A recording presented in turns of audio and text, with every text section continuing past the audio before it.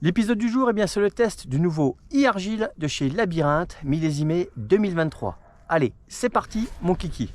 Alors pour la mise en route, c'est facile. Le bouton Power est sur le haut du cadre.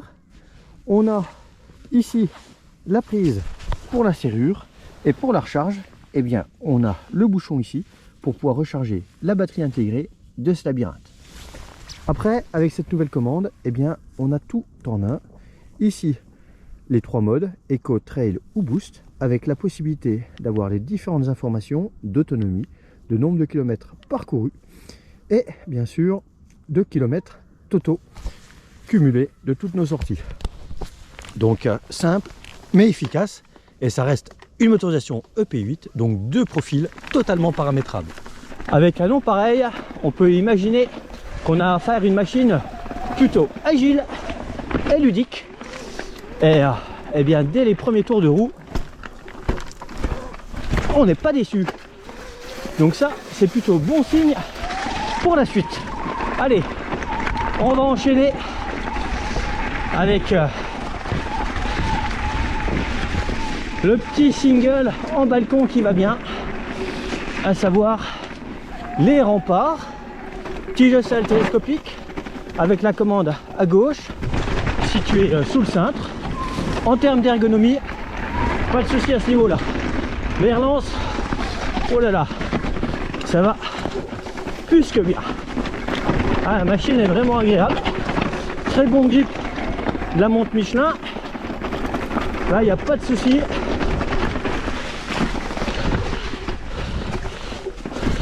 Hop là. Bon, changement de vitesse Shimano, hein. Ça marche. Même en force.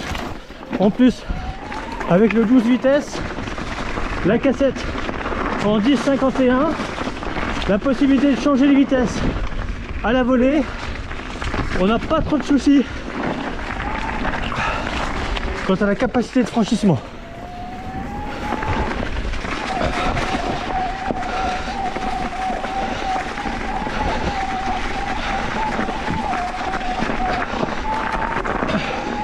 Bon, le P8 dans ce cadre alu qui fait assez caisson, hein. On évite dans les aigus, mais à l'instant qu'on est sur la bonne cadence, c'est plutôt logique.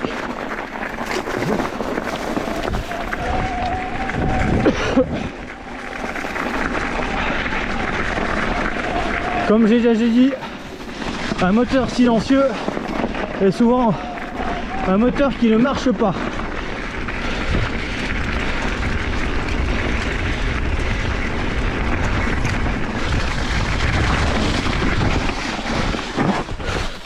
Ah là là, là,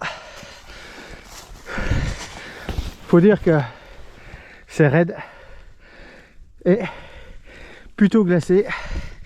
Pour ceux qui connaissent, je suis à l'endroit exact où on aimerait qu'il y ait une corde. Et là, il me reste à appuyer sur la touche pour l'assistance à la marche, à mon avis. Et voilà. Et là. Ah. Je suis vraiment dans l'extrême. On la réessayera dans quelque chose de plus plausible. Oh là là. Tracte-moi, tracte-moi. Ouais. Bon. Ici, c'est vraiment raide. Et avec des conditions de non-grip pareilles, j'avais jamais testé. Mais ça partait d'une bonne attention, on va dire. Allez, on va tenter la pente raide, givrée et glacée.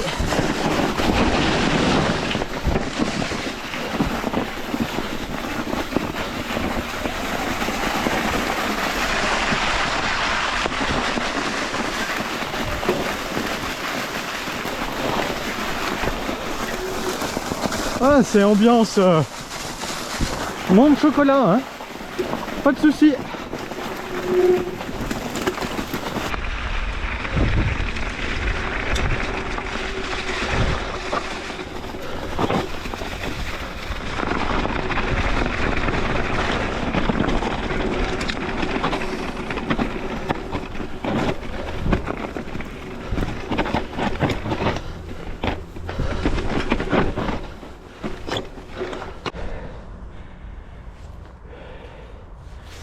Bon, pour ceux qui doutent de l'efficacité du mode walk, l'assistance à la marche, petite démonstration.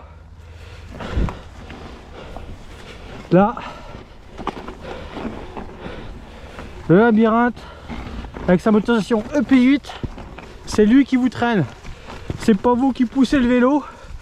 Vous voilà enfin en mode boule et Bill, tracté par Bill.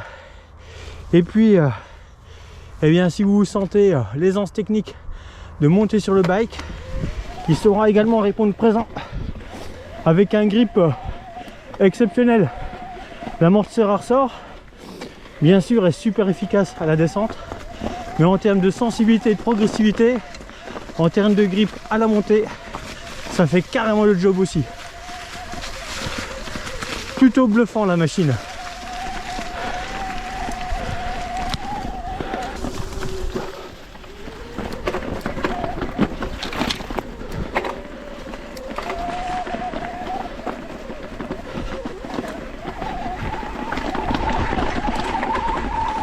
Bon, la transmission de la puissance du grip est vraiment au rendez-vous, que ce soit au niveau du pneu, on a une gomme qui est vraiment efficace, et puis là on est quand même sur des conditions météo un peu spéciales, moins 2 degrés tout à l'heure. Je pense que la température est tombée d'ailleurs entre temps, mais la suspension ressort fait vraiment le job, pas de souci.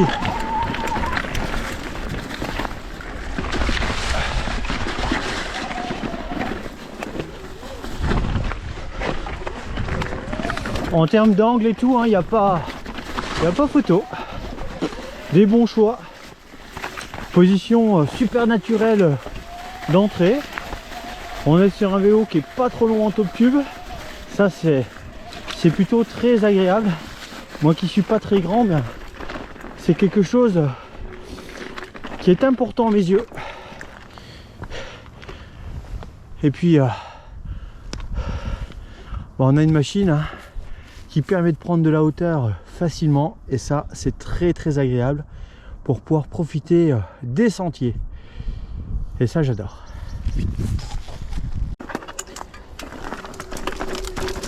Bon, quand la pente s'inverse, le labyrinthe il est à l'aise. Bon, après quand je pense à labyrinthe, je pense à Cédric, à nos débuts en descente au milieu des années 90, la descente des Abbesses à Remiremont, son fief, mais également tous les autres spots où on avait l'occasion de se croiser. Et c'est vrai que bien il a connu le développement des vélos tout suspendus, c'est aussi sa passion, et du coup en termes de conception de cadre, eh bien on sent l'expérience des années, la motivation et la passion.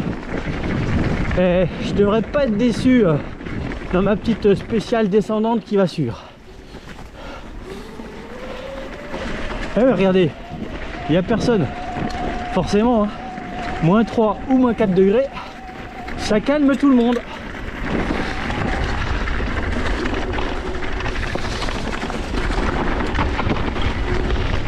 Ouais, ça va être l'occasion de roder un peu plus les freins pour gagner en grip. Voilà.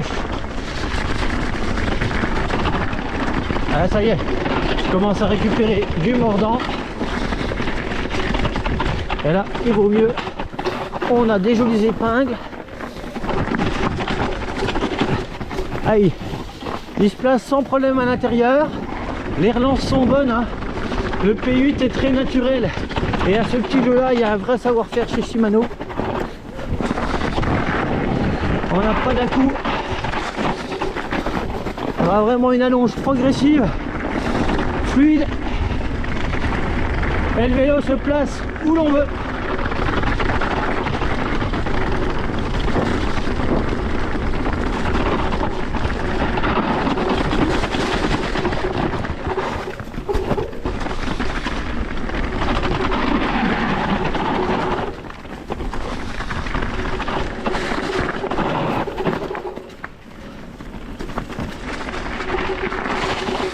Alors on rentre dans une zone un peu plus technique.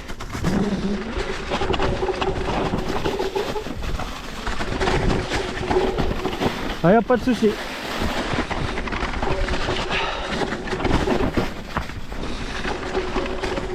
Ah, il y a de la feuille. Allez, dré dans le pentu.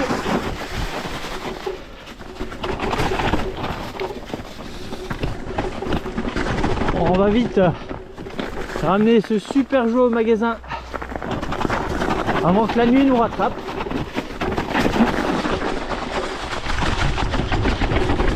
Et puis les suspensions ressortent, notamment l'amortisseur arrière. Ah, ça marche, il n'y a pas de souci. À l'avant, ça mériterait une petite correction au niveau de la détente. Bon, après, moins 4 degrés. On est loin aussi des conditions estivales. Et ça n'empêche que je pense qu'il y a une super base. Et je serais curieux de voir comment marche la version haut de gamme au niveau des suspensions. Parce que là déjà, c'est vraiment séduisant. Ça gagne partout, ou presque.